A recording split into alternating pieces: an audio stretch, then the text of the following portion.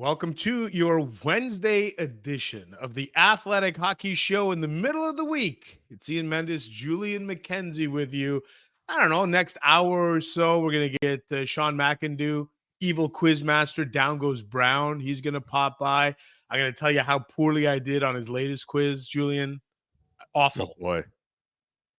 Oh boy. I try to avoid any embarrassment doing some of those quizzes. I know I did the one big I know it wasn't really a quiz, but he tried to get everyone to do those predictions at the beginning of the year. I let myself do that, but to embarrass myself further on those quizzes from DGB, I can't do it for my own ego. I can't. Oh my God. Like I put in the preseason, name the 5 teams that you like for sure will make the playoffs. Like Edmonton might have been the first team I wrote down, and it's like a lot of people did that. You weren't the only one to make that mistake. I mean, hey, They could still make it. Who knows? Absolutely. And I remember I said this earlier in the week. I said that Vegas Edmonton game on Tuesday, that was going to be a real litmus test for me. Now the Oilers kind of got a little sloppy in the third period, allowed Vegas to tie it, but they win.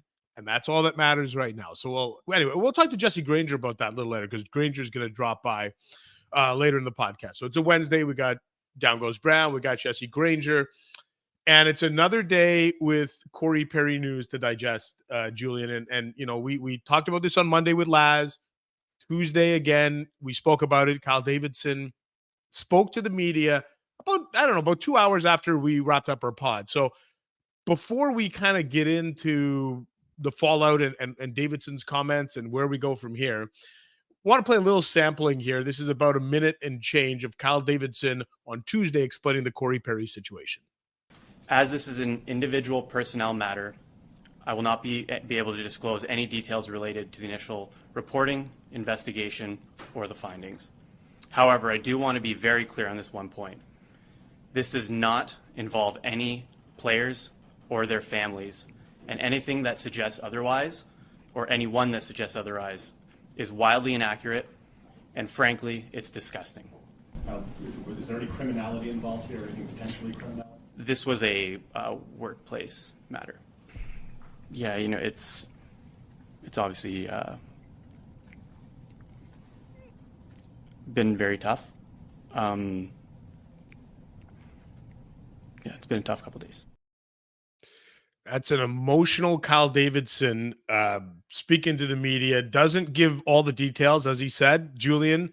It's a workplace matter, but I am glad that he stepped up and address some of the rumors that are flying around and said, look, this has nothing to do with a teammate, nothing to do with a family member, and anybody who suggests otherwise is disgusting. And I don't know why we allow rumors to run rampant and why people think it's funny to maybe make memes or, create jokes out of, these could be serious situations that involve real people in real life. But that was a real reminder of the toxicity that exists in the world in the last 48 hours. When we've seen people put stuff out that is unequivocally false about the situation with Corey Perry. It was. I'm glad he used the word, because disgusting is the right adjective there. Yeah. I have to. My whole thing with that is, we in the media, or at least we had heard about this rumor for days. This was not something that materialized on Monday and then they had to jump the gun and do. If they had done it that fast, I think I would have commended them for that. But this is something that had been a rumor for days, and this is something that had been on social media for days. Memes, jokes, all of that stuff had been festering for days. And the fact that it only took maybe still under a week, but it took them as long as Chicago did to denounce that for me initially in that moment, I was a little disappointed by. So yes, it's good that Kyle Davidson took the time to say those comments, but I would have liked Chicago to have denounced that rumor about Corey Perry a lot sooner. And I feel for we're not really going to mention the rumor in detail here, but we will mention that Connor Bedard was mentioned in that rumor, and I feel for him and I feel for his family as a result of that. And I think people ended up making jokes out of that because it's the internet. People are just going to find ways to make jokes out of anything. It doesn't matter if it is a geopolitical conflict or the possibility of a player doing something inappropriate on a team. People on the internet, especially on Twitter, will find ways to make jokes about something. It just is what it is. But I think in a situation like this where Chicago, the organization, we knew they were not going to get the benefit of the doubt with regards to how they were going to be transparent about this organization. They needed to do as much as they could right, and they tripped on a hurdle by letting that rumor live as long as it did. Okay, but here, and this is a legitimate question. Do organizations have an obligation to address fake news on the internet? Because now, are you telling me that now every team has to go to Reddit and X and wherever and be like, well, that's not true. That's not true. And that's all I'm saying. Like I don't think anybody reputable or anybody with an ounce of journalistic integrity either amplified that rumor, reported that rumor, etc. Right? Like I'm torn. I agree with you. I understand what you're saying, that they should have done, but there's a process in place that they unfortunately, that there's a legal process at play that they don't have to answer to the internet trolls. You know what I mean? Like, I guess that's my only, and I hate to say my defense of Chicago, but you're not obligated to answer rando Johnny 8 numbers who's like, I heard this. Well, come on. Like, anyway, you're right. There's a process in play. That's all. You're absolutely right on that. And there are other times where other disgusting and frankly inaccurate rumors go out there on the internet, and you could literally start one right now off your social media account if you feel so compelled. But there's just something about that one particular rumor that had so much legs. And I mean, it's one thing to just go on Twitter and see random Twitter people talking about it. I'm telling you, like, even people in hockey circles had heard about that rumor. And it's not to say it was legit, but it was something that definitely came through the not the news wires, I want to say, but it was something that had gotten enough legs to the point where the team had to come out and say something. It's not by accident that Kyle Davidson included that in his statement, because you're right. They could have just let that go and let that just be an internet thing, but it had gotten to a point where it had been discussed enough, and I think enough reputable people, even if they didn't report it, they had heard that and wanted enough confirmation. I'm sure enough people asked around the organization. That's a big reason why that ends up getting to that point, right? It's one thing to go on Reddit or to go on Twitter and see that stuff. I don't think they make that without enough people asking them in the organization, hey, this is out there. Is this true? That's my thinking on that. Yeah. Anyway, we got some answers from Kyle Davidson. Did we get some answers? I wanted to talk to you about that because I wondered. I think so. Like, I think we got some answer. I don't know. And I hate this, Julian. I hate this with the fire of whatever, 1,000 suns. But there is a legal process at play that unfortunately envelops things in a cone of silence. And I'm not saying I like it. I'm just saying I'm aware of it.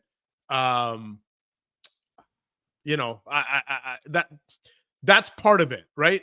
Like, we demand transparency and we don't get it all the time, but there is an explanation. Like, okay, let me ask you this. And this is, I'm real curious about this, because if you listen to Chicago players, whether it's Seth Jones or Nick Foligno, they're adamant that they're like, we don't know what happened. We don't know what he did. Do you believe that? Do you believe they don't know exactly what happened? I have a hard time thinking none of those players have heard anything or have no idea about what happened. It seems as if this, whatever happened, and there have been reports from ESPN since then that have talked about this, where it seemed whatever happened with Corey Perry took place during that road trip where they were in Columbus, and where Mark Lazarus mentioned to us yesterday, there were no media members on that trip. I don't know. That was one question. If I happened to be in the room, I would have loved to have asked, do you think your players deserve to know what has happened? Because it's one thing for people outside the organization to speculate and wonder aloud what happened. For players to not know why one of their teammates is no longer part of the organization, I have a hard time not. I have a hard time wrapping my head around the idea that they wouldn't have some idea about what happened. That doesn't make any sense to me. But don't you? Okay, would you agree with this premise too? That once the players know, everybody else is going to know. Like one player will leak it to his agent or leak it to a family member who will leak it to a reporter. Who's to say that hasn't happened already? Yeah. Who's to say that hasn't happened already? Right? Yeah. Like, that's a good question. Or people in an organization, regardless of the players, might be willing to say, hey, this is what happened. Don't put my name on it, blah, blah, blah. I don't know. I don't know. I have I feel as if now, I mean, I was in the camp that said that we weren't going to know the whole truth. And I'm still firmly in that camp, but there's a part of me that wonders, between our shop and other shops covering this team, how many more details are we going to learn about all of this? And I still wonder what that means for Corey Perry's future. I know we discussed it a bit yesterday, but I do wonder if this really is the end of the road for it. Well, as Michael writes in, Michael's streaming us live here. Michael says, in a league like the NHL, where players don't have contracts terminated out of nowhere, the vague wording of the termination would only lead to massive speculation when nothing is said from the team. And I got get one more question. Yeah. I got one more question for you. Like, I think of some people who looked at that press conference and they look at the wording of that statement, and I'm going to paraphrase our friend Dom here, who quote tweeted Scott Bowers' tweet with a statement. And he says, how bad do you have to mess up to get kicked off the Blackhawks for moral reasons? Is that not something valid to think of, considering how they've handled previous situations, to think, oh, well, they've had all these different problematic people for different reasons, and they didn't terminate their contracts or try to terminate their contracts. Why is Corey Perry in this situation? And yes, it's a very different regime, a different person at the top in this particular situation, but there is still precedent, right? Like, it's not that completely different going from one member of the Wirtz family to another member of the Wirtz family in some respect. So I'm just curious, from your vantage point, when you hear stuff like that and you see people tweet stuff like that, what does that make you think? Yeah, I mean, it's fair. I think Chicago deserves a ton of criticism for the way they handled Kyle Beach in 2010, a ton of it. And unfortunately for them, everything that they do in the next 5 years, 10 years, some would argue in perpetuity, is going to be measured against that. That's what you get when you completely abdicate all responsibility for a serious situation. I'm sorry, but you deserve all of the Dom tweet yesterday. You deserve it. And that's just the nature of it. And it's going to take a long time. And I think, like, Kyle Davidson spoke from, it felt like an authentic place yesterday. It's hard to get inside someone's mind, but he did seem to exude authenticity and sincerity to me. But he was also wrapped up and constrained by legalities. I think that's where we're having this battle, right? And that, anyway, that's where I tell you what, we're going to take a little break here. When we come back, Sean McIndoe, Down Goes Brown, is going to join us. We'll chat about his evil quiz that dropped in Wednesday's Athletic, and I went 50%, so it wasn't great for me. So we'll come back on the other side with Down Goes Brown. Let's take a little pause here for our friends at Grammarly. I want to tell you a little bit about Grammarly, because when it comes to writing, Grammarly is there to support you from start to finish. I think this is important. We want to point this out. Grammarly, it's like a great teammate. It's like Laz on the podcast, here to support, not a replacement for original work. Here to support. Okay, that's your new nickname. It's going to be Grammarly. But Grammarly. Yeah, for more than a decade, Grammarly has been powered by AI technology you can trust, help you access all the places where you write the most. And right now, Grammarly helps you do even more. With one click, you can easily brainstorm, rewrite, reply to suggestions based on your context, your goals. You can improve productivity for you and your teammates. So where can Grammarly help you? You know what? Maybe you're bogged down with emails and you're like, I don't know what to do. Grammarly can help you summarize your emails, provide suggestions on how to reply in a matter of seconds. Maybe you don't even know how to draft one of those emails. All good. Grammarly has suggestions to jump start your writing. Maybe you've got a big presentation coming up as well in front of coworkers, in front of colleagues, students, whatever it is.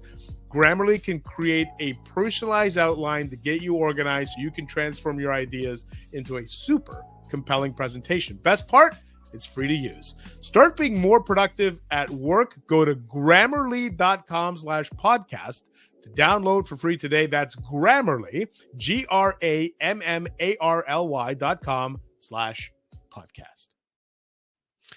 All right, let's bring in our guest here. It's a Wednesday, which means Sean McAdoo. Down Goes Brown is popping by the pod, and Evil Genius needs to be your moniker. Forget Down Goes Brown. Evil Trivia Genius, because Sean, I went 10 for 20 on your nicknames quiz. And I don't want to do any spoilers, but that was tough. That's a really tough quiz. I tried to go through it in the break just now, and I did worse than 10 on 20. Just about everybody has done worse than 10 on 20. Ian, you're at the head of the class with that. That is, there have been very few what's the responses that have beaten you. Yeah, this is one where, when you set up these quizzes in Google, you can go and see, like, it shows you the little bell curve of how everyone's doing. It's not great. And the thing is, with this one, a lot of times when I do a quiz, I'm coming up with the questions. They're coming completely out of my own head. I'm putting the answers in. And if the scores are low, sometimes I end up looking at it going, okay, I made it too hard. This is, clearly I misjudged where people will go. With this one, there aren't even questions. It's just nicknames.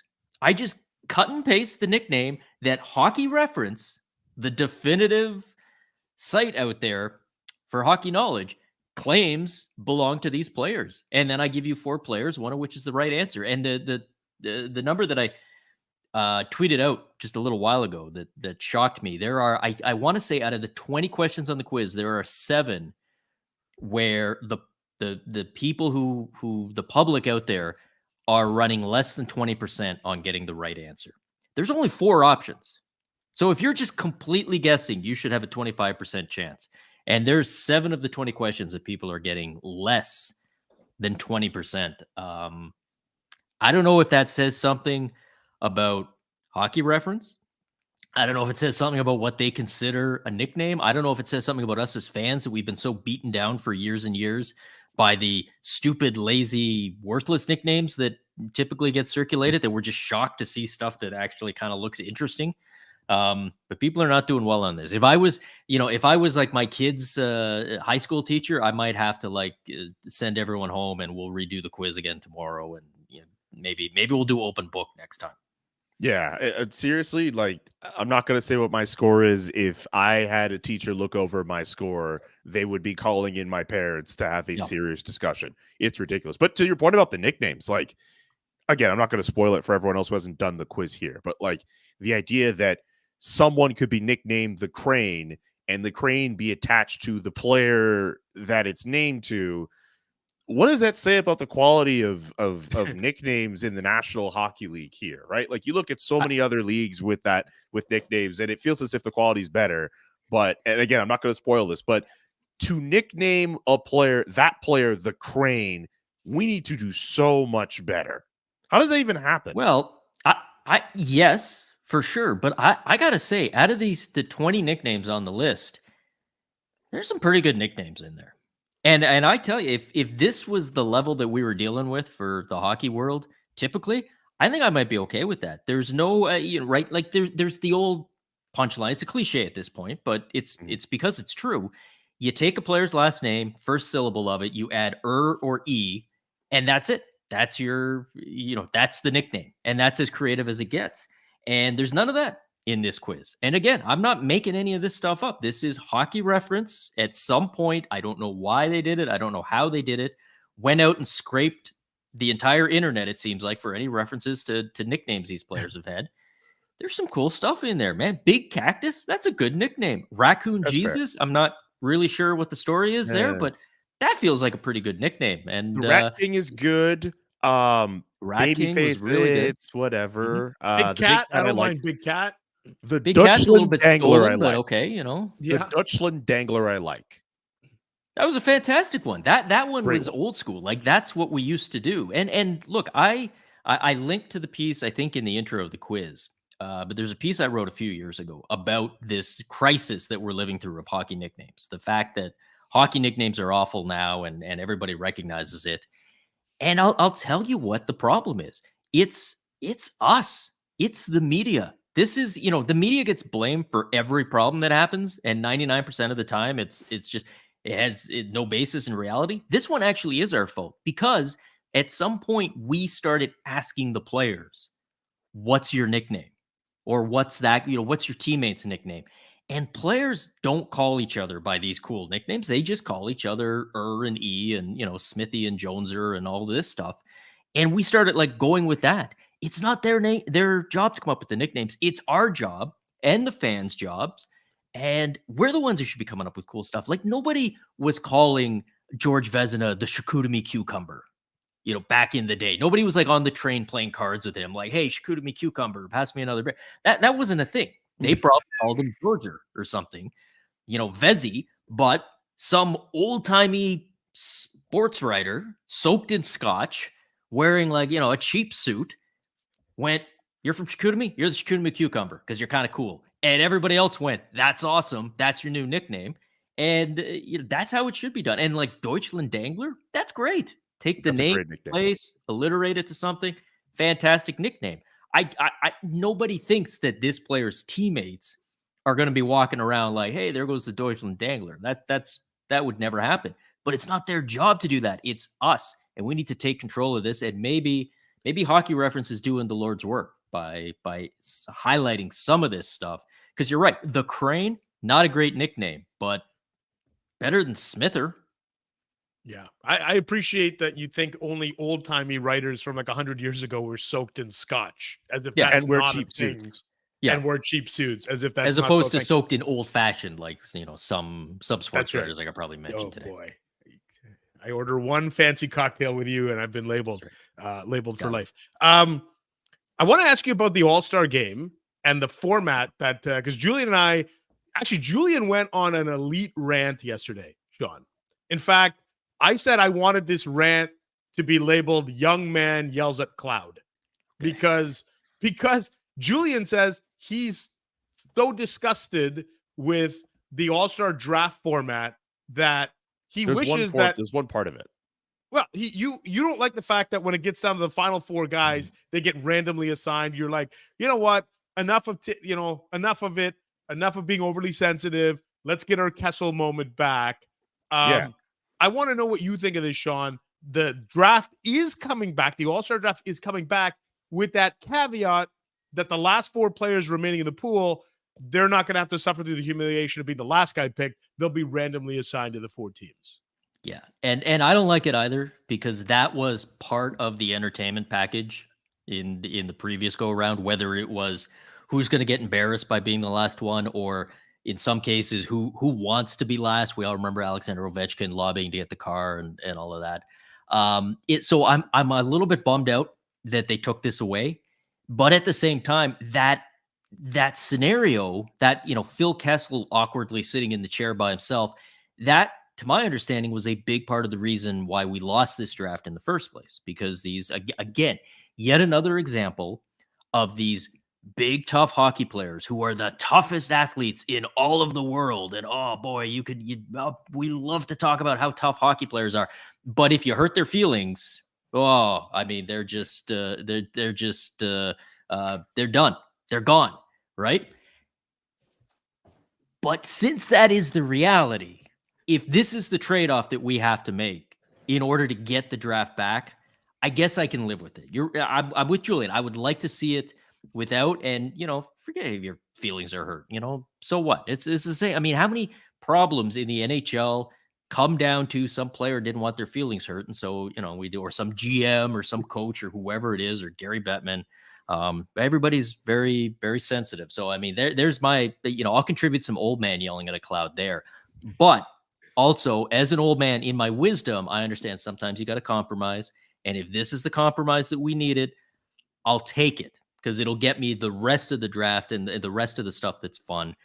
Now, here's the different cloud I'm going to yell at, because somebody sent this to me. I've forgotten about it, but I wrote a piece when was it in Ottawa? In 2012? 2012, yeah. That, I believe, was the second year that they had the draft. And if you remember that year, we'd had it 1 year. Everybody was really, who's going to go first? This is going to be really good. And Daniel Alfredson was one of the captains that year. And he just came out 2 days before and he was like, yeah, with the first pick, I'm going to take Erik Karlsson. And Erik Karlsson was not like a superstar at that point. He was a, bona fide all-star, but he hadn't won the Norris yet. Like, he wasn't. And everybody was just like, oh, so you're just going to take your teammate and you're going to spoil the suspense for us in advance. Memo to the players: stop drafting your teammates.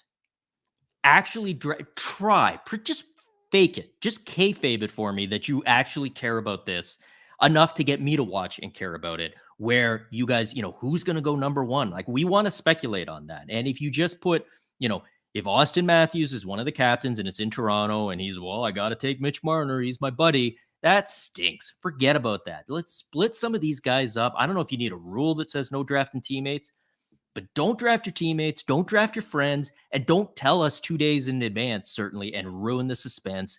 Let's at least act like you're going to take this as seriously as I take my fantasy football draft.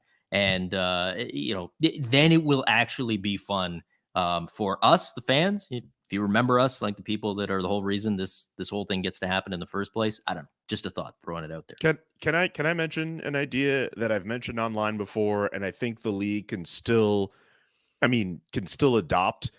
I like the idea of having 4 teams. I mean, okay, I get it. Fine. We had the whole division stuff and all that.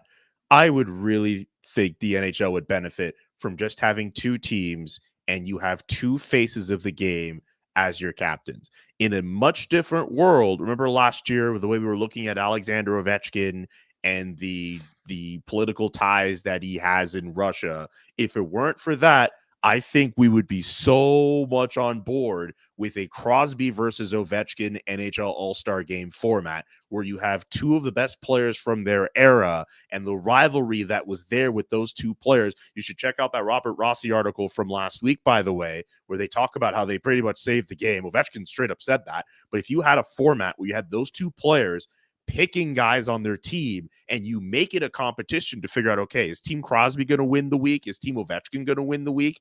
Like, that would have been a really good idea. Now, maybe you have it set where it's like Team McDavid versus Team Draisaitl or Team Jack Hughes versus Team Quinn Hughes. I would love it if the NHL adopted a format where you had the 2 good players. They don't have to be absolutely the best players. Just 2, you could even have it Team Brady Tkachuk versus Team Matthew Tkachuk.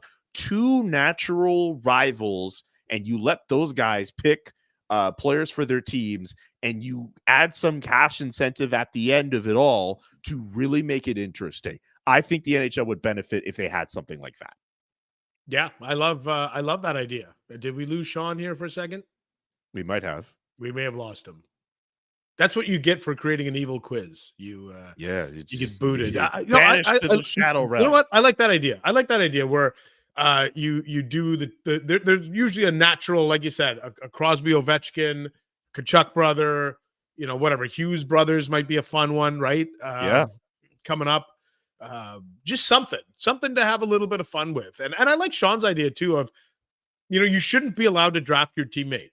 You really shouldn't. Like, you shouldn't be allowed. Matthew shouldn't be able to take, whatever, Nylander or Marner or whatever, right? Like, switch it up and go that way. So I didn't think about that as much, but I'm willing to understand. I'm willing to listen to that argument, just I guess as a way to make things more interesting. Like, the guys know each other around the league, so there's no reason for them to just stick with their own guys. And then in some cases too, like there are some teams who only just get like 1 player anyway. But even then, like, I'm sure like there would still be some guys who would like pick their former teammates or players they grew up playing with. Like, if there's still going to be some kind of camaraderie there, but it would be interesting in some way if they didn't pick a teammate. You're right. Okay. Well, we have lost Down Goes Brown due to the internet. He's around the corner from me. He's my neighbor. and I was having some internet issues. Maybe it's like just in our neighborhood. There's Something's he's going on back. in Ottawa, man, with He's that internet, back. man. You know what happened? It's not the Ottawa internet. My laptop, my New York Times issued laptop, lied to me. You know when your laptop does that thing where it pops up and it goes, "Hey man, battery's running a little low. You got about 30 minutes, maybe 25 minutes," and then 3 minutes later, it's like, "No, we're out." And normally I would leave it, but I had to hop back on because I got to say, Julian, you were making good points, and I didn't want this to look like I had just stormed off or if I had ditched out, because what I was doing is I was nodding along at the fact that I agreed with where you were going with that. And boy, how good would this be? Let me throw this one out there, okay? Yeah. And again, you would probably have to be 2-on-2, and I get they do it 4-on-4 partly for the divisions, but partly because they want 3-on-3 because nobody tries in these games anyways, and all of this other stuff. But imagine it was 2-on-2, and let's say you make, I think would be like, let's say we make Matthew Tkachuk one captain, and we make Sidney Crosby the other captain. Okay. But then you got to go to Matthew Tkachuk and you got to say, all right, man, again, like we're going to kayfabe this a little bit, but start talking some trash about the old guys in the league. Start talking some trash about how it's a young man's game, and you're going to pick young guys, and you're going to pick you only want the guys who are younger than you. You're going to pick the Jason Robertsons and these guys, and you're going to leave all the old guys for sit. And just imagine that, first of all, it'd be interesting as a fan, but also it would get some of these guys a little bit ticked off. Like imagine being Joe Pavelski at the All-Star game. Like, wait a second, I'm getting trash talk because I'm old. Like I'm going to, take, maybe Sidney gets 5 rounds in and he swipes Brady Tkachuk from Matthew just as a little, hey, there's going to show you. I think that would be fun. You're right. 2-on-2, like a 2-team 1v1 game is always more entertaining, but the players have to try. They have to at least pretend to care.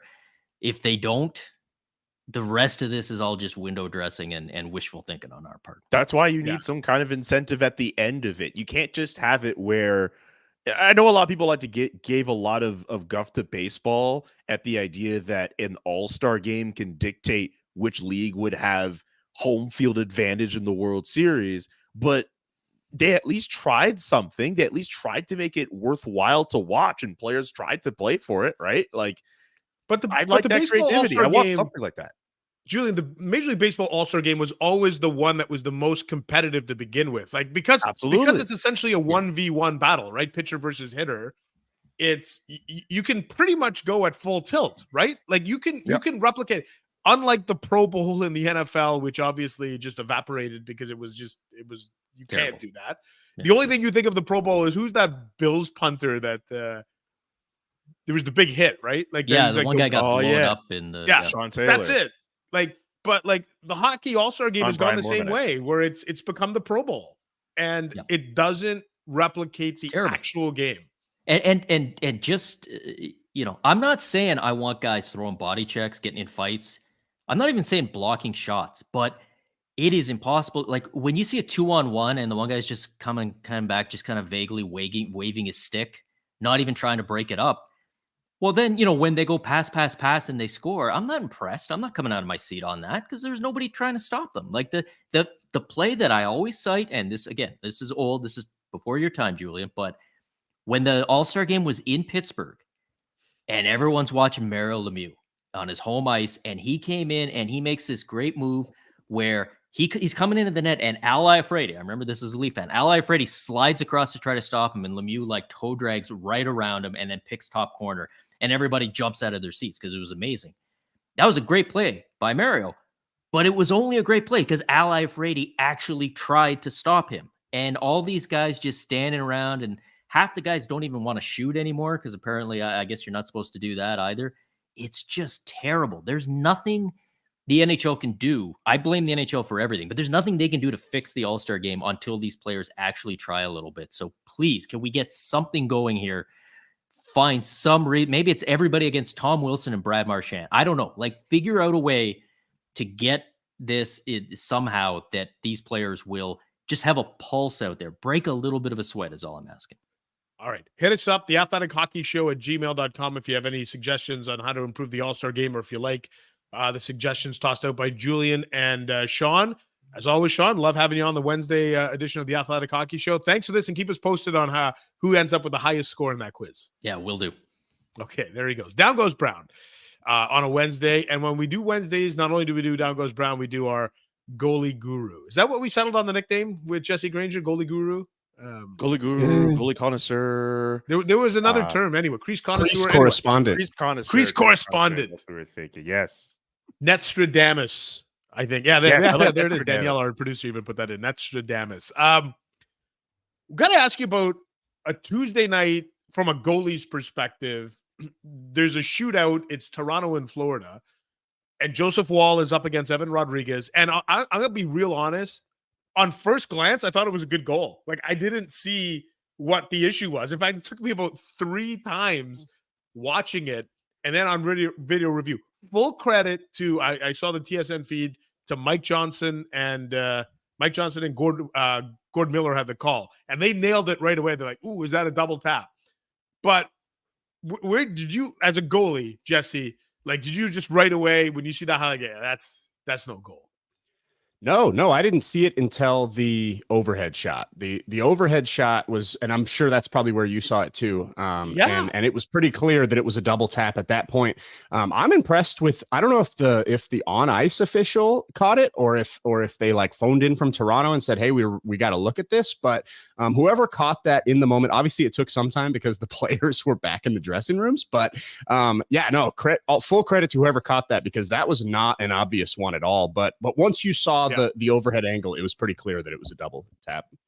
Yeah, I gotta say, like in fast time, it looks like it's a normal shot, Right. but then you see that like slowed down replay, and you see the double tap for Evan Rodriguez. I know Evan Rodriguez. You look at him on the bench, like he just looked beside himself, and I know Paul Maurice wasn't happy about that, but I think they got that call right. I was surprised at how fast that looked on the replay there. I credit to the officials. I don't normally do this, but I will give them credit. They got it right. They for sure did. For sure. We got to roll through some of these other goaltending topics here. We've looked a lot at the Vancouver Canucks and how good they've been this year, and we've talked a lot about how good Quinn Hughes has been, how good JT Miller has been, Elias Pettersson has been. Where's the love for Thatcher Demko? Where's the love for that guy? He seems like he's having himself a really good year.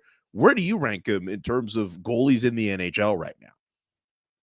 I think so far we're a quarter of the way through the season. I think he's been the best goalie in the NHL by a pretty wide margin. Like I don't think any goalie in the league is close to the level Thatcher Demko's on right now. And it's awesome to see. It's fun to watch. He's such a big guy and he moves so well for his size, and he just processes what's happening in front of him incredibly quickly. He leads the league in goals saved above expected, but to me, what's most impressive so far about Thatcher Demko's start is how good he's been on the grade A chances. So Vancouver, they like to play a run and gun style, and when you play like that, you're going to give up chances, and you need your goalie to step up for you.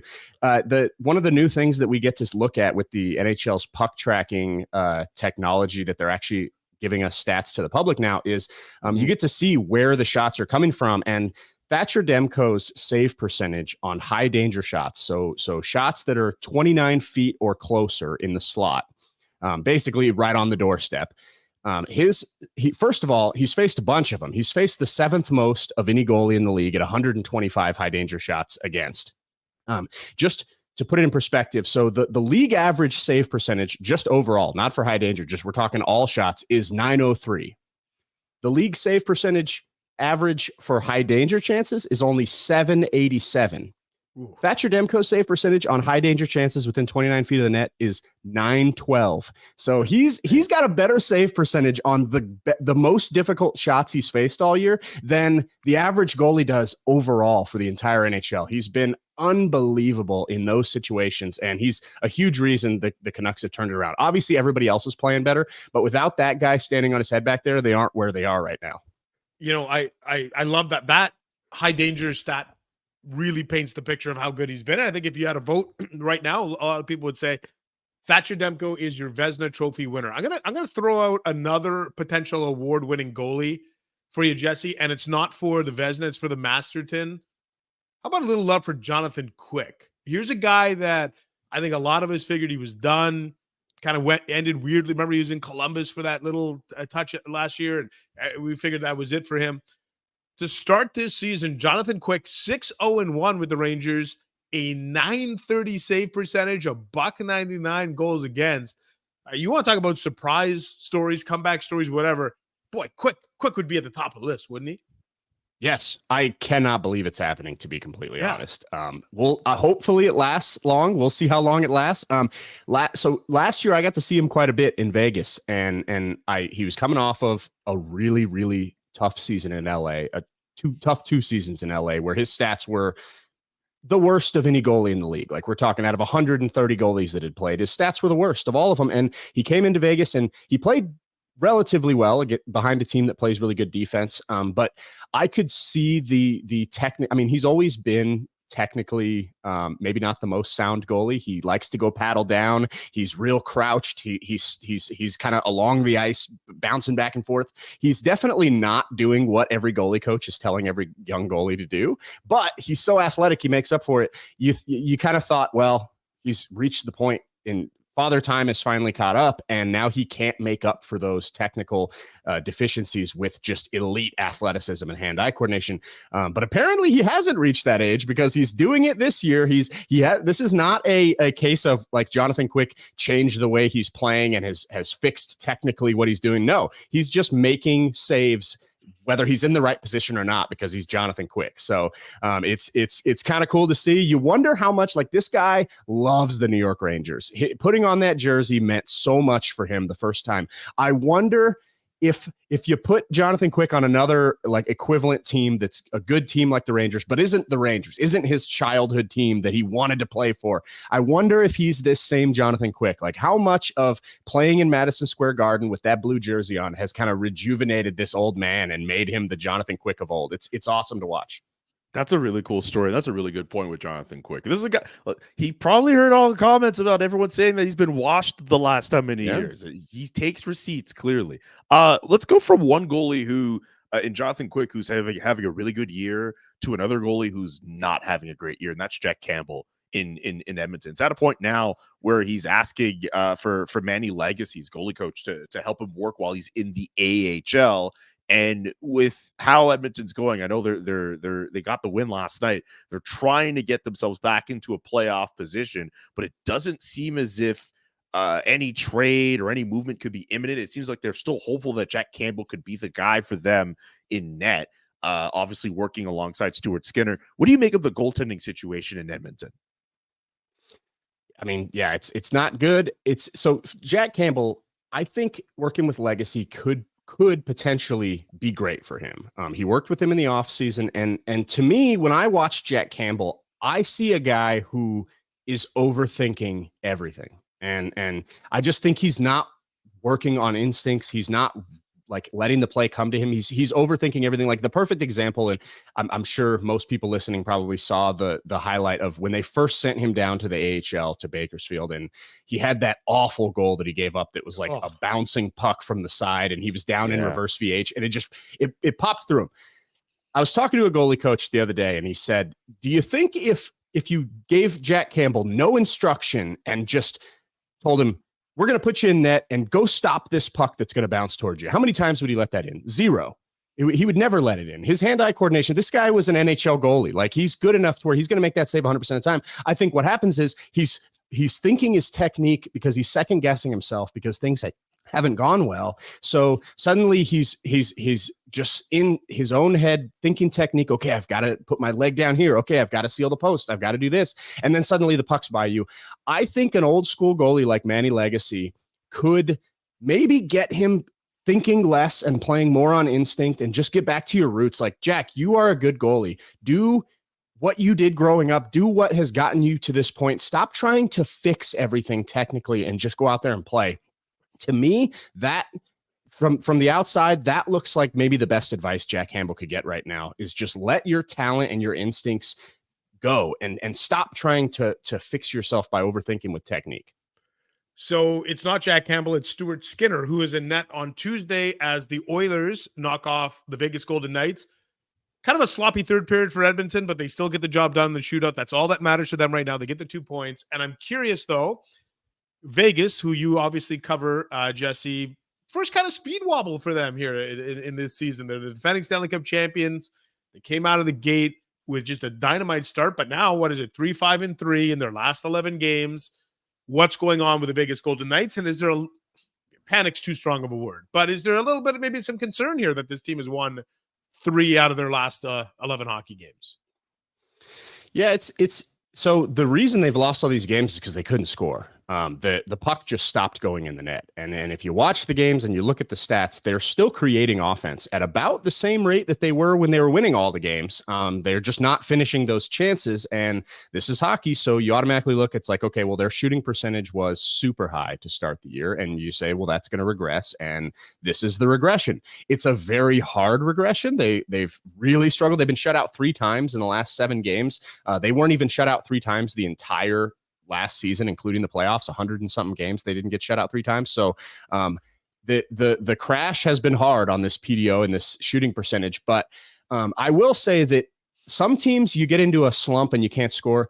Other parts of your game start to fall apart. You start to force things. You get impatient. You start, your structure breaks down because you're just trying to get a goal. And the Golden Knights have not done that. So that's a credit to Bruce Cassidy and his coaching. That's a credit to the veterans in this team. They're still playing really well defensively, and it's held them in games, and it's allowed them to get some overtime points that I think otherwise they wouldn't have had. And they're still in first place in the Pacific Division, even with this awful run that they're on. So I think that I wouldn't say there's concern. I mean, maybe a little bit, but I think they believe that we're creating chances like we were. Eventually, they're going to start going in again. Our defensive structure is still great. Aiden Hill and Logan Thompson have both been really good in net. Logan Thompson had a couple softies last night, but other than that, he played really well. He made some big saves. So I think overall, when you look at this team, big picture, they're doing a lot of things right now. They're just not scoring, and that's going to lead to some losses. Yeah, and like I said, 3 out of 11, but they built up a nice cushion thanks to that terrific start. So no real reason to panic in Vegas. And hey, they got a banner hanging there, so it's all good. Hey, Jesse, as always, we love having you on the Wednesday edition of the Athletic Hockey Show. Thanks for this, and we'll hit you up again next Wednesday. Yep, thanks for having me, guys. There goes Jesse Granger joining us as he does every week. Want to stay in the province of Alberta. We'll go from Edmonton, where the Oilers beat the Vegas Golden Knights, to Calgary, where the Flames are dominating the newest item from Chris Johnston up at the Athletic. And it's the latest trade targets in the league. And the top 10 essentially reads like the Calgary Flames roster. Julian, it's Lindholm, and it's Zadorov, and it's what? I don't have it right in front of me here. Tanev, whatever. But I mean, it was really jarring to me. It's not surprising. I expected all of those guys to be on the list, but it's super jarring when you open a list of a trade bait board and you see 4 guys from the same team, or 1, 2, 3, 4. Yeah, I did not expect CJ to order them the way that he did, but the truth of the matter is that the Flames right now, excuse me, they have the most enticing assets of anyone available on the trade market. And maybe that'll change closer to deadline. But the fact that they're in the position that they're in, and they have a number 1 center who could be available on a contending team, maybe he's a number 2, a top 4 defenseman that's also available, and 2 other defensemen who could very much plug and play into a lot of different lineups, including one of them who asked to be traded. The Calgary Flames, from a trade perspective, are the most interesting team in the National Hockey League right now. And I'm very fascinated to see how this will end up.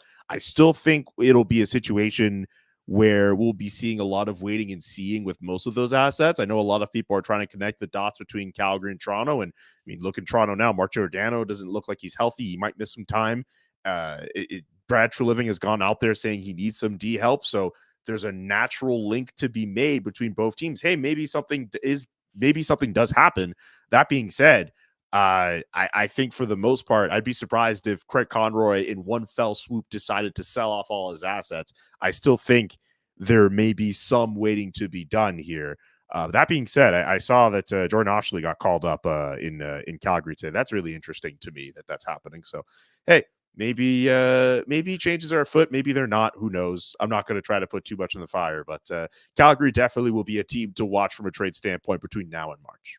Okay, and as we wrap up, so the Calgary Flames are dominating the top of that trade board that CJ put out today. Very quickly, I want to talk about the last name that shows up on the list at number 25. It's Patrick Laine of the Columbus Blue Jackets. You know what I love? Okay, so every player that CJ does, he gives a description of the player. Solid stay-at-home defenseman, smart centerman, whatever. For Patrick Laine, the description: embattled occasional superstar.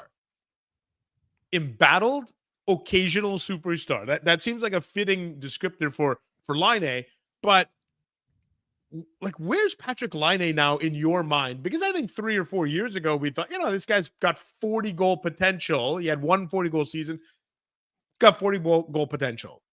I don't know what to think of him right now. I don't think he's making $8.7 million, and it's going to be hard for him to justify that contract if he's not scoring 40 goals. Does this guy just need another change of scenery again? I think he does.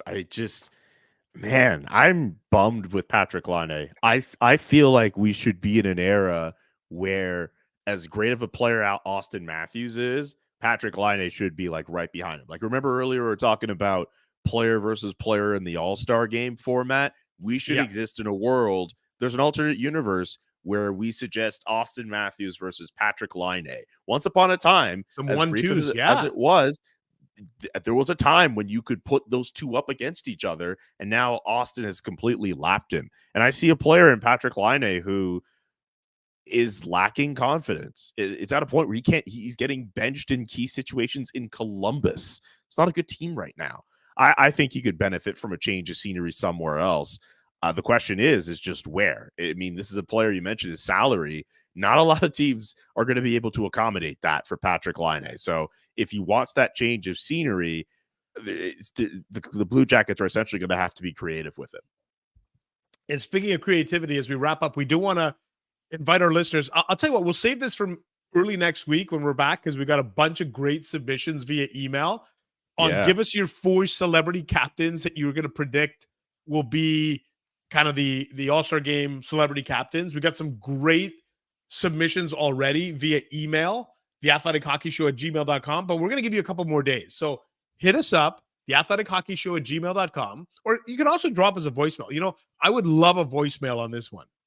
845-445-8459. Give us your 4 All-Star game celebrity captains. We're going to have some fun with this coming up next week, Julian, but we've got some great submissions. We'll read those early next week. Want to remind people that the Thursday edition of the Athletic Hockey Show will come your way with the 3-headed trio known as Haley Salvian, Max Bultman, and Sean Gentile. So those 3 will get you all caught up on the Wednesday action, get you all set up for the weekend. And want to remind you, too, we got a great deal going on. You can give a gift of a 1-year subscription to The Athletic for $19.99, a 2-year subscription for $39.99 when you visit theathletic.com/hockey show. Julian, my man, these 3 days went by in a snap of a finger. This was a ton of fun. Smooth as eggs. These 3 days. Yeah. Smooth as eggs, my man. Always a pleasure doing these shows with you. Can't wait till next week. Yeah, absolutely. So enjoy the next few days. Enjoy the Thursday pod with Haley, Max, and Sean. Julie and I are back with you on Monday.